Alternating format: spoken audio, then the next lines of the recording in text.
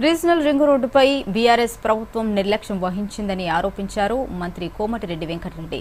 కానీ కాంగ్రెస్ ప్రభుత్వం వచ్చాక రీజనల్ రింగ్ రోడ్డును పూర్తి చేసేందుకు తీవ్రంగా కృషి చేస్తుందని చెప్పారు.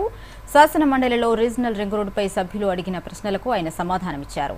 తాను మంత్రిగా ప్రమాణ స్వీకారం చేసిన తర్వాత కేంద్ర రోడ్డు రవాణా శాఖ మంత్రి నితిన్ గడ్కరీని కలిసి రీజనల్ రింగ్ రోడ్డుపై వినతి పత్రాలు ఇచ్చామని గుర్తు చేశారు.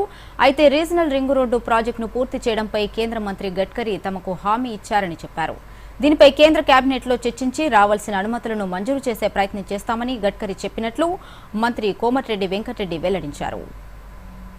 ప్రభుత్వం వచ్చి నేను మినిస్టర్ అయిన తర్వాత నేను 7th రోజు ప్రమాణ స్వీకారం చేస్తే 11th డిసెంబర్ రోజు గడ్కరీ గారి దగ్గరికి వెళ్ళి దాదాపు 2 అవర్స్ పాటు చర్చించి ఆ తర్వాత వరుసగా 7 సార్లు ఇప్పటికి గెలవడం అధ్యక్ష.